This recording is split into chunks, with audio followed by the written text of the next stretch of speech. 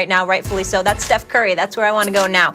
So last night, LeBron and the Lakers put the smackdown on the Warriors in LA with Klay watching courtside, a 26-point win. Steph, talk to me.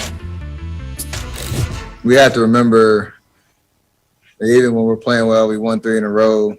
You know, teams still want to beat us and beat us bad. They still have, you know, a lot of memories from the last 5-6 years. Stephen A., you think the Warriors are just going to make the league pay when Klay returns? Without question. Without question. Let me tell you something right now. Once Klay Thompson returns, we're assuming health. We're not debating health. There's nothing to debate about that. If they're not healthy, there's no go. But if Klay Thompson and Steph Curry on the court together and healthy, Warriors going to conference finals, at the very least. Warriors going to win 50 games, at the very least. The Warriors will unquestionably, we talk about the Utah Jazz being the best shooting team in the NBA. That wouldn't be the case if Klay and Steph were on the court. I promise you that much. That wouldn't happen then. You can book it. Let me tell you something right now. And by the way, this kid Wiseman, who's just a rookie, the number 2 overall pick, Jaja Pajulia and Andrew Bogut, he is not. He can actually play. I mean, not to say that they couldn't play at all, but they ain't no James Wiseman. This kid's got a tremendous upside. When I look at the team as presently constructed, if you told me that Klay Thompson comes back, but you still have a Kelly Oubre, and you still have an Andrew Wiggins, and you got a James Wiseman, and you got Pascal, and you got, Draymond Green and these boys, with Steph and Klay healthy? Oh, please. You're going to the conference finals. Easily. And I'm telling you that right now. They understand everybody's going to come at them. When Steph is balling, it's a different game. When he's struggling a little bit, as he has over the last 7 or 8 meetings against the Los Angeles Lakers, where they've held him under 20 points, that's a different ball game. But when Klay and Steph are on the court together, this is the greatest shooting backcourt in NBA history. And Steph Curry is the greatest shooter since man was created. That's who he is. And Klay ain't that damn far behind, okay? I'm telling you right now. Klay and Steph get back together healthy, you're at the very least, conference finals. They're not making the league pay when Klay gets back. That's different, Stephen A. You're starting to move the goalposts about what make the league pay means. Like, are they going to win 50 games? Or are they going to be a tough out? For sure. Might they, if they add the right pieces, win another championship eventually? Sure. But what the Warriors were, what Steph is talking about that stretch where people want payback, they were stomping the league, starting with that 73-win team, because even the year before when they won the title, Cleveland was going to beat them in the finals if Kyrie and Kevin Love were healthy for LeBron. I mean, they went 6 games without them. But that season, too, they were better than everyone else in the Western Conference. And then the following year, they smoked everybody else. And then they added Kevin Durant. And those days ain't coming back. I mean, if they're able to swing a move for a guy like a Durant-level player, or not that many who ever existed, right, to add to this team, okay, fine, those days can come back. But if we're just talking about the roster, more or less as is, and Klay healthy and Steph healthy, Draymond Green is not what he once was quite.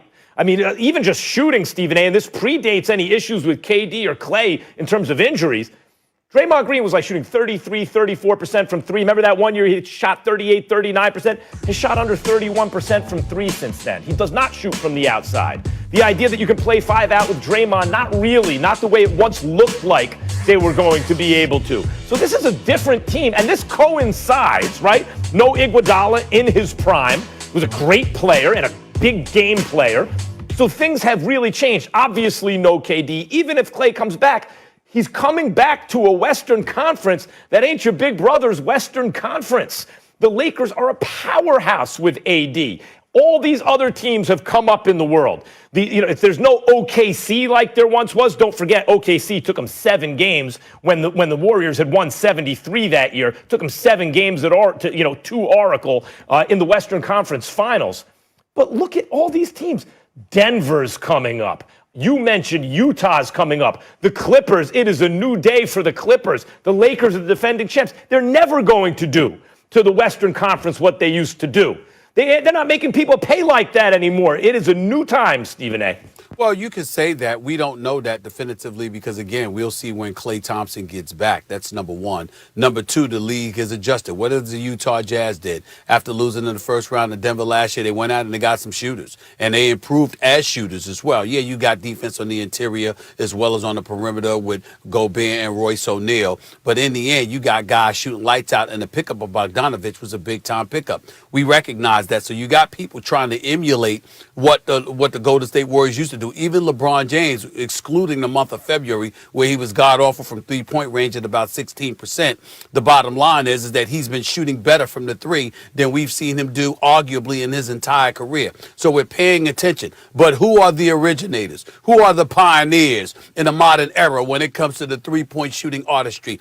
That would be the Golden State Warriors. Now, in Draymond's case, he's got something to work on because what you pointed out, Max, in 2015, 2016, he shot 38% from three-point range. Since then, it's 30, 30, 28, 27, and it's now at 22.4%. And you can't even say it's Klay's injury because it predates Klay's injury. Well, I understand that. So that's something that's the impediment to Draymond. I think he does everything else great, but shooting the basketball definitely is not his thing. In the end, though, what I think about is the presence of Klay and Steph and what that would open up for Wiseman, what that would open up for an Oubre, a Wiggins, a Pascal, or anybody else. I think about this shooting not just from three. I think about this shooting not just from the perimeter, but I think about what just the near perfection that they put forth from the free throw line. I'm telling you right now, Max, I would sit here and I'd have a hard time looking at the Golden State Warriors and definitively saying, ain't no way they get to the finals. Look, they might get to the finals next year if Klay healthy. Let's maybe, but I don't think so. Let's go over that roster that you mentioned. Wiseman is promising. He doesn't shoot free throws great, by the way, which may be a better indicator of long-term success from three, but he's shooting better already than we thought. I like Wiseman as a piece at the five. You're right. They have not had someone like that in the past. That's an improvement. Oubre's okay. Wiggins is fine, not compared to his salary, but he could play. But back once upon a time, Stephen A., Steph and Klay were the undisputed best backcourt in the league. That's not the case anymore. You have Kyrie and James Harden. You have Dame and McCollum. It's all on the same level, and you could argue some better.